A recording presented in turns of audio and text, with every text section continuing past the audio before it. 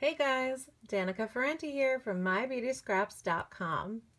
I've been playing more with my October paper pumpkin kit. I've actually been working on making some of my own pattern paper.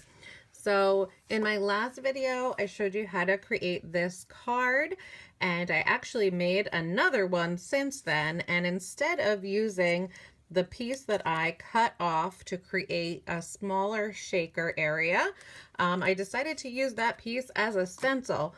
So I have been sponging away on this piece of very vanilla cardstock. I've decided to stick with one color for each of the different types of leaves, but as I was playing, I thought, why don't I record this so I show you how I'm making this, and then I'll show you what cards I end up making with this pattern paper. So I think I'm gonna put this video on fast forward. First, I'll show you how I do just one card. So, sorry, just one leaf. So first of all, the ink colors I'm using are the colors that coordinate with the kit, and on the back of the instructions, it does tell you what the coordinating Stampin' Up! Colors are. So I'm using Cajun Craze, Pumpkin Pie, and Delightful Dijon, and I've got my little sponge daubers there, and all labeled so I don't so I don't mix them up. And I'm just kind of moving my stencil around the paper. So I'm placing it down, and here I'll do a Delightful Dijon one, and I'm just kind of pouncing the sponge dauber, and that leaves kind of like a speckly texture as I go. And I like the look to that. If you look at the leaves in the fall, they do have that speckled look, and there's different variations in the color. So I'm not blending carefully or moving in a circular motion as I do sometimes with the daubers to give a nice even color. I'm just kind of pouncing. So I'll give you a close look. Here you can see each of those leaves is very speckly looking. And now I will speed the video up as I finish this 8.5 by 11 piece of paper.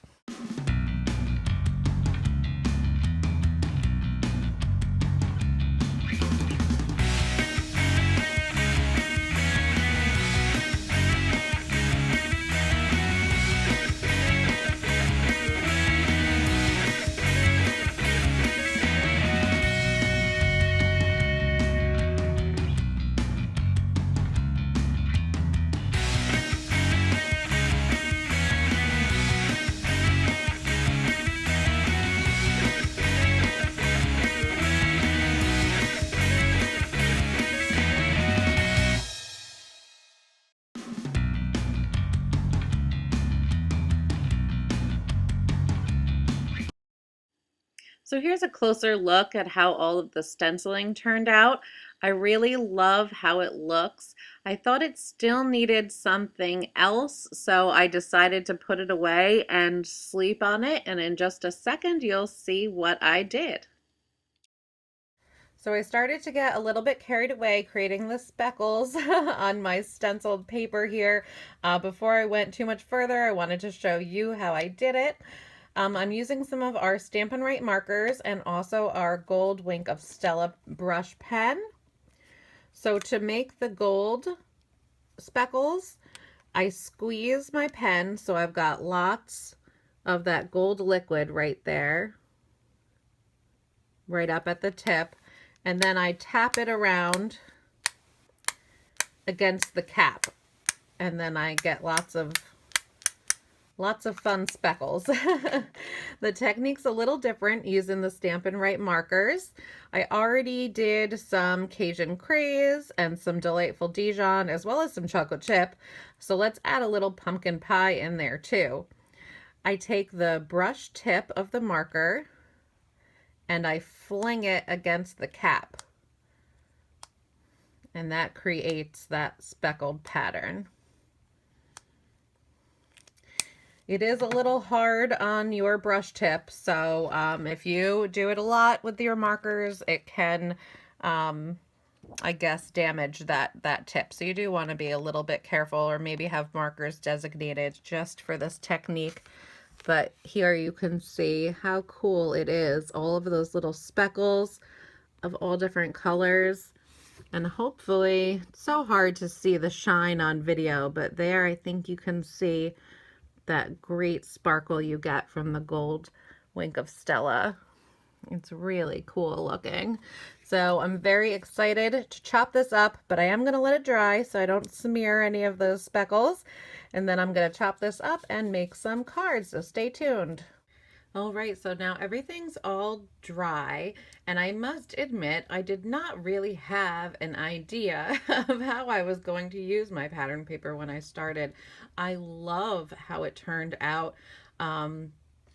So I decided I want to use large pieces of it, because at first I wasn't sure if I was going to cut it into strips or if it was going to be the whole card front, but I really think it's really beautiful, and using it as a larger piece is going to be best for me. And now the hardest part, I think, is cutting into a paper. I know when you have a pattern paper, when you make your own pattern paper, making that first cut is a little daunting. So I'm going to show you how I cut this up, because I'm going to create 4 cards using this piece. So I'm going to start by cutting it at 3 3/4 on the 8.5 inch long side.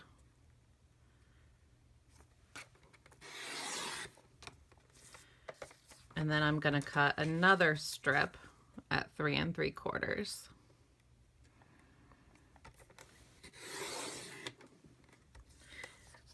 And I'm going to put this piece off to the side. And then I'm going to cut this piece at 5 inches. And again at 5 inches.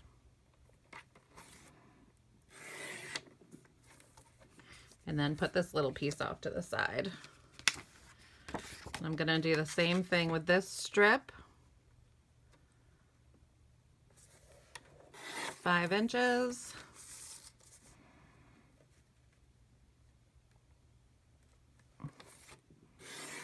And 5 inches. So now we have 4 panels to use on 4 different cards. So I pulled out some very vanilla card bases from my stash. So these measure 4 1/4 by 5.5 inches. And now I want to cut a layering piece, because here you can see obviously there's definition on the edges from where the leaves are, but I really wanted to create a bit of contrast. So I pulled in some early espresso from my stash.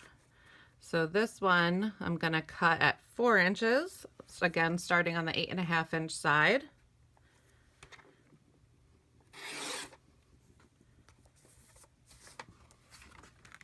And I'm going to cut this piece at 4 inches also.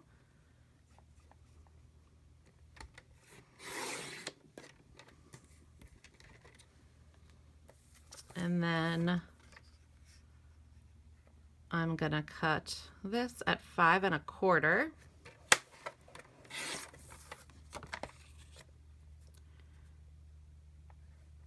And at 5 1/4.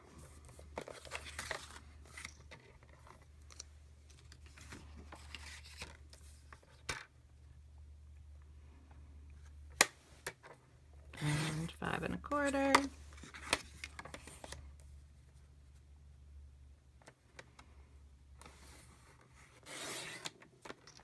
And 5 1/4 again. Move this out of the way. And now you can see, here's my very vanilla card base, my early espresso layer. So now I have a 1/4 inch border going all the way around, and then I can layer these pieces on top of that. And I'll have a 1/4 inch border going all the way around there too. So see how that really provides some contrast and makes our the pattern paper we created stand out even more. Now I'm going to grab some additional supplies and we can finish off these 4 cards. Ta-da, magic.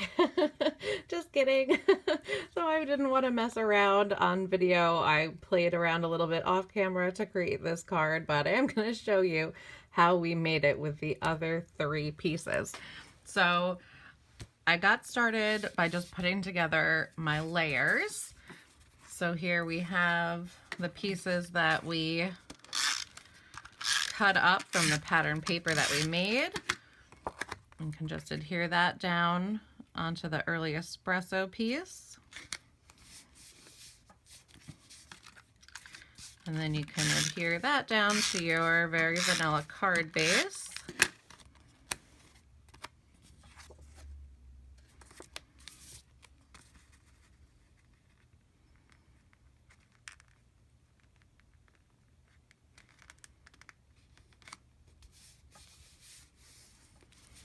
And then I was thinking about how to add my sentiment to the card, and I was first thinking about using the little squares that came in the kit.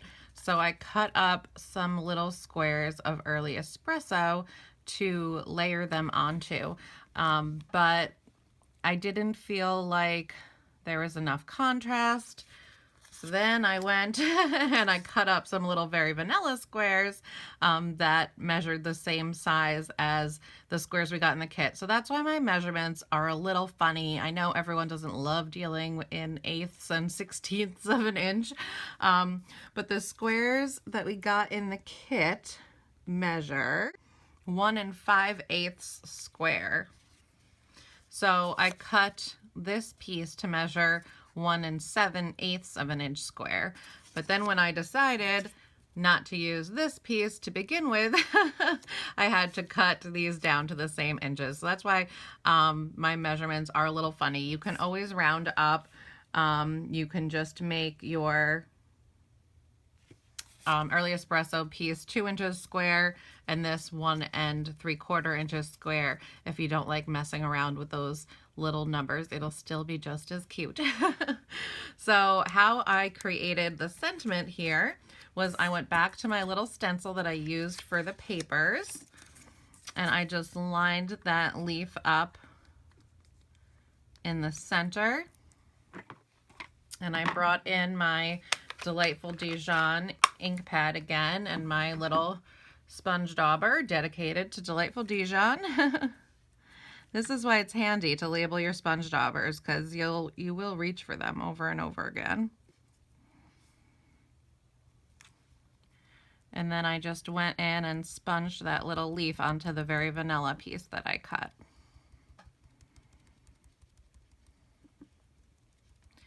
And just like when we were creating the pattern paper, you don't have to be super careful. It doesn't have to be precise or perfectly blended.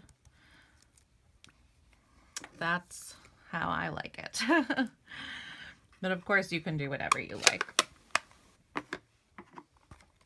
And then I stamped the sentiment, thanks to you, using the stamp we got in the kit and my chocolate chip ink pad. So again, I'm using my full-size ink pad, but it's the same ink that we got in the mini ink pad in the kit. And then I just stamped the thanks to you right over top of that.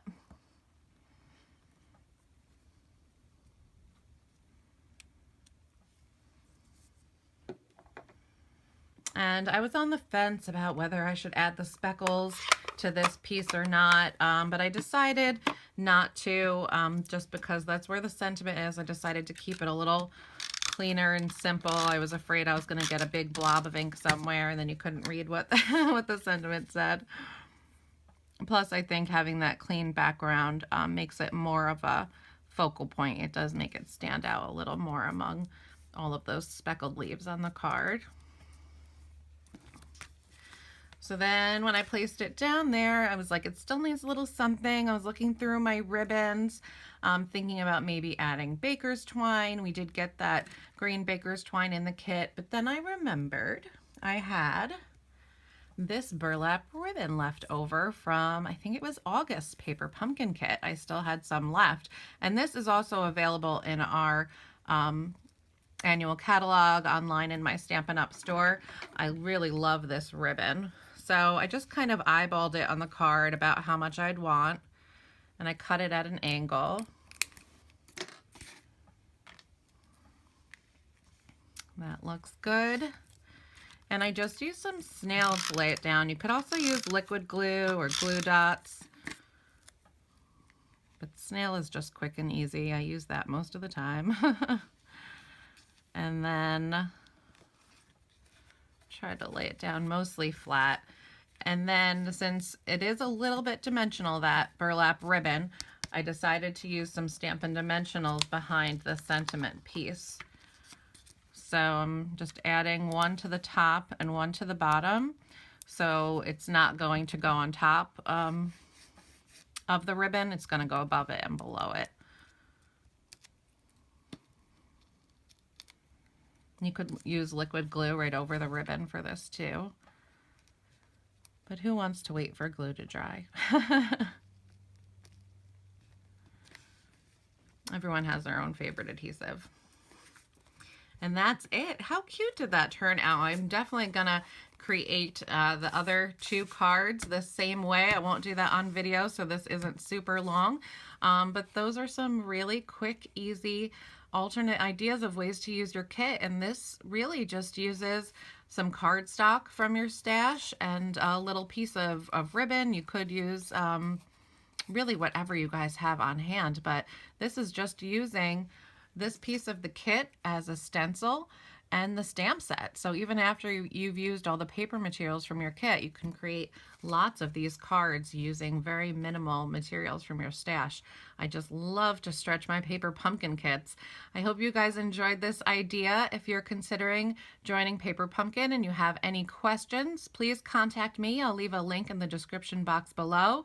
Or if you're just ready to subscribe and join in on the fun, there's a link in the description box below where you can subscribe, choosing me as your demonstrator.